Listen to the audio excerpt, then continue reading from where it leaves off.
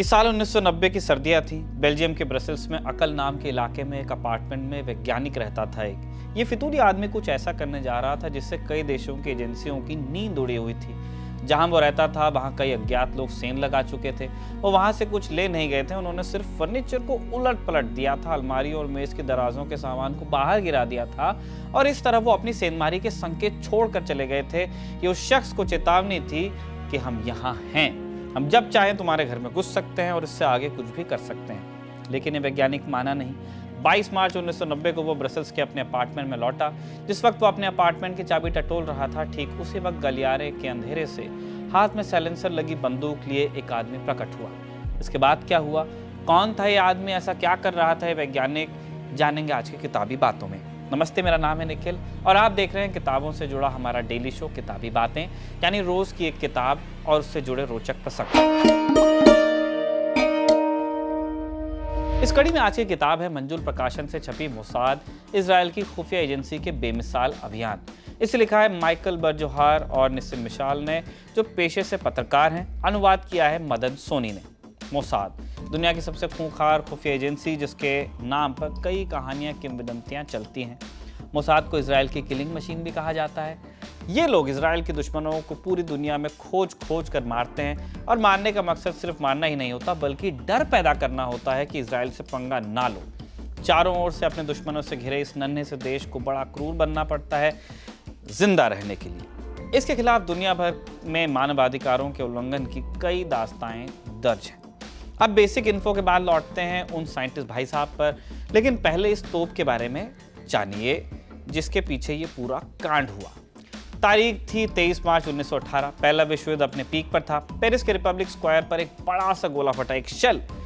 1 घंटे बाद एक और गोले ने पेरिस के सेंटर को अपना निशाना बनाते हुए 8 लोगों को मार डाला। इन विस्फोटों ने पेरिस वासियों को दहशत से भर दिया, क्योंकि युद्ध के मोर्चे से बहुत दूर था पेरिस। इस शहर को सुरक्षित भी माना जा रहा था। पेरिस जिले के कमांडर ने राजधानी के आसपास के जंगलों में छानबीन के लिए कई दस्ते भेजे, जहां जर्मन तोपखाने के ठिकाने होने की संभावना थी। लेकिन इस तलाशी में कुछ भी नहीं मिला। बावजूद इसके कि आसपास में कोई जेपलिन दिखाई नहीं दिया था। अब आप कहेंगे कि यह क्या उड़न खटोला आ गया, बताते हैं। दरअसल जेपलिन एक बड़ा लंबी रेंज वाला एक विशाल एयरक्राफ्ट था, जिससे जर्मनी का प्राइड माना जाता था। फ्रांसीसी अधिकारियों ने अनुमान लगाया कि ये बम किसी विमान से दागे गए होंगे। 6 दिन बाद गुड फ्राइडे वाले दिन एक और गोला प्रेस एजेंसी के एक दफ्तर में फट गया। इस बार इसने शहर की 4थी तहसील में स्थित सान जैंगवे चर्च को सीधा निशाना बनाया था। इस विस्फोट ने 9 लोगों की जान ली और 100 लोगों को घायल भी किया। सारे शहर में दहशत फैल गई।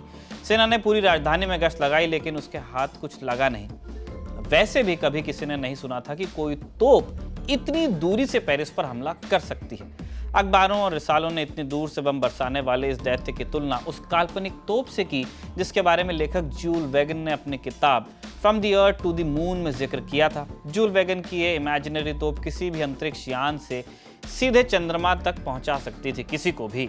मतलब आप अंतरिक्ष यान को दागिए तोप से और आप मून पे लैंड करेंगे। इतनी ताकतवर तोप की कल्पना। सोचिए, ऐसी टॉप की तोप बनाने का ख्वाब देखा था सद्दाम हुसैन ने भी। जी हाँ, आपकी याद ठीक जगह पहुंच रही है। अहंकार से भरा हुआ इराक का तानाशाह सद्दाम हुसैन। सद्दाम को यह ख्वाब बेचा था जेरल्ड बुल ने। अब ये मानुष कौन था? इसकी ख्याति एक जीनस के रूप में थी, जिसने 23 साल की उम्र में पीएचडी की डिग्री हासिल कर ली थी। इस तरह वो कनाडा में पीएचडी पाने वाला सबसे कम उम्र का नौजवान बना। ये महातोप में किंवदंती बन गई। 1965 में एक बुजुर्ग जर्मन महिला कनाडा आई और जेरल्ड बुल से मिली, जो उस वक्त 37 बरस का था। उसने बुल को एक खोई हुई पांडुलिपि लाकर दी, जो उसे अपने परिवार के अभिलेखागार में मिली थी। इस पांडुलिपि में इस विशाल तोप और उसके काम करने के ढंग के बारे में तफसील से बताया गया था। पांडुलिपि पाते ही बुल की कल्पना भड़क उठी। वो अक्सर ऐसी महातोपें विकसित करने का ख्वाब देखा ही करता था, जो मीलों दूर के निशानों पर गोले दाग सकती हों। उसने अमेरिका और कनाडा की सरकारों से पैसा पाया और एक बहुत बड़ी तोप बना भी दी। इसकी लंबाई थी 36 मीटर और नली की चौड़ाई थी 442 मिलीमीटर। इस तोप के परीक्षण के बाद ये विस्फोट में श्रेष्ठ साबित हुई भी। लेकिन अमेरिका और कनाडा की सरकारों ने बाद में उस पर कई तरह के बैन लगा दिए। अमेरिका की एक अदालत ने उसे हथियारों के गैर कानूनी व्यापार का दोषी पाया और 6 महीने की कैद की सजा भी सुनाई।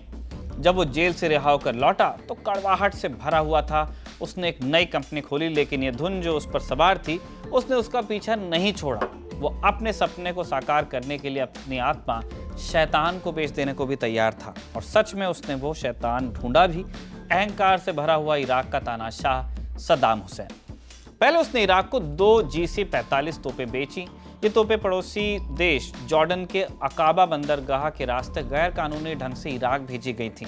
सद्दाम भी तब से ही दुखी और नाराज था जब से इजराइल ने उसके तामजू परमाणु रिएक्टर को बम से उड़ाकर इराक के परमाणु शक्ति बनने के सपने को तहस नहस किया था। एक बड़ी डेयरिंग रेड थी, इजराइल ने की थी। अब बुल ने सद्दाम के सामने दुनिया की सबसे बड़ी और सबसे लंबी तोप बनाने का ऑफर रखा। बुल ने सद्दाम को ख्वाब दिखाया कि इस तोप की मदद से सद्दाम 1000 किलोमीटर से ज्यादा दूर तक बम के गोले फेंक सकेगा। इजराइल को नुकसान पहुंचा सकने वाले लालच की वजह से सद्दाम इस ख्वाब पर लाहलोट भी हुआ। बुल ने अपनी इस योजना को नाम दिया प्रोजेक्ट बेबीलोन। काम इसका शुरू हुआ क्योंकि इराक पर बहुत सारे प्रतिबंध थे, इसलिए दैत्याकार तोप के लिए सामान मंगाया अगेन जॉर्डन के नाम पर। तकनीशियनों और इंजीनियर्स की बुल की निजी फौज ने इजराइल की ओर रुख करती तोप के अलग अलग हिस्सों को आपस में जोड़ना शुरू किया।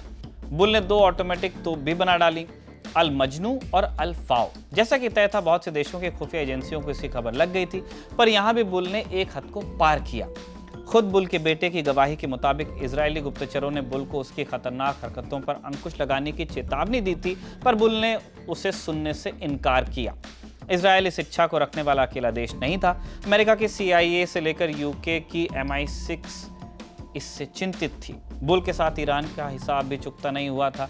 ईरान इराक युद्ध के दौरान इराकियों ने उसके खिलाफ जेरल्ड बुल की बनाई तोपों का इस्तेमाल किया था। जाहिर तौर पर बुल के पास दुश्मनों की कोई कमी नहीं थी और उन्होंने इस प्रोजेक्ट को खत्म करने का निश्चय कर रखा था। जब बुल ने इन चेतावनियों को नजरअंदाज करने का फैसला लिया तो विदेशी गुप्तचरों ने अपनी गतिविधियां बढ़ाईं। जैसा हमने आपको इस एपिसोड के शुरू में टीज किया, पहले सर्दियों में वो ब्रसेल्स में बने उसके फ्लैट में आए सामान को उलट पलट दिया ताकि इशारा कर सके कि हमें पता है कि तुम कहाँ रहते हो, हम जब चाहें तुम्हारे घर में घुस सकते हैं और आगे भी कुछ कर सकते हैं। बुल ने एक बार फिर इन चेतावनियों को नजरअंदाज किया और इराक की उजाड़ पहाड़ी पर एक के बाद एक तोप के उपकरणों का जमावड़ा जारी रहा। लगता था कोई भी कार्रवाई बेबीलोन परियोजना को रोकने में सक्षम नहीं थी, सिवाय एक कार्रवाई के जो घटी 22 मार्च 1990 को। इस रोज बुल ब्रसेल्स के अपने अपार्टमेंट में लौटा। जिस वक्त वो जेब में अपने अपार्टमेंट की चाबी टटोल रहा था, गलियारे के अंधेरे से हाथ में साइलेंसर लगी बंदूक लिए एक आदमी प्रकट हुआ और उसने बुल के सिर पर पिछले हिस्से में दनादन 5 गोलियां दाग दी। इस विशाल तोप के जनक ने वहीं पर दम तोड़ दिया। आरोप लगता है कि हत्या मोसाद ने करवाई। कई पर्यवेक्षक इसको लेकर एक मत दिखते भी हैं। हालांकि आरोप CIA और MI6 पर भी हैं। जेरल्ड बुल के हत्यारे आज भी फरार हैं। बुल की मौत के बाद इस विशाल तोप का काम तुरंत रुक गया। उसके सहयोगी, इंजीनियर्स, शोधकर्ता, एजेंट दुनिया भर में यहाँ वहाँ बिखर गए। ये पूरी योजना सिर्फ बुल के दिमाग में बंद थी, वहीं कैद रही। इसे आगे कैसे बढ़ना था, ये बात सिर्फ बुल जानता था और बुल की मौत बेबीलोन की भी मौत बनी।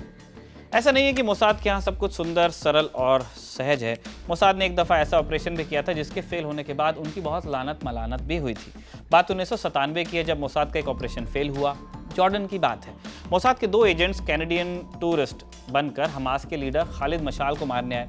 इनका हथियार था एक जहर जो त्वचा से होकर शरीर के अंदर चला जाता है। अटैक लेकिन फेल हुआ और मशाल के बॉडीगार्ड्स ने एजेंट्स को दौड़ाकर पकड़ भी लिया। फिर पता चला कि 4 एजेंट अब के बारे में सब कुछ बताकर जॉर्डन में ही इजरायली दूतावास में छुपे हुए हैं। इजराइल के PM बेंजामिन नेतन्याहू को यह बात माननी पड़ी। तुरंत जॉर्डन आना पड़ा। गुस्से से आग बबूला जॉर्डन के किंग ने मिलने से मना भी किया, फिर बहुत मनुहार के बाद माने। इजराइल ने मशाल को जहर का एंटीडोट भी दिया। इसके अलावा अपनी कस्टडी से हमास के शेख अहमद यासीन और उसके साथियों को भी छोड़ा।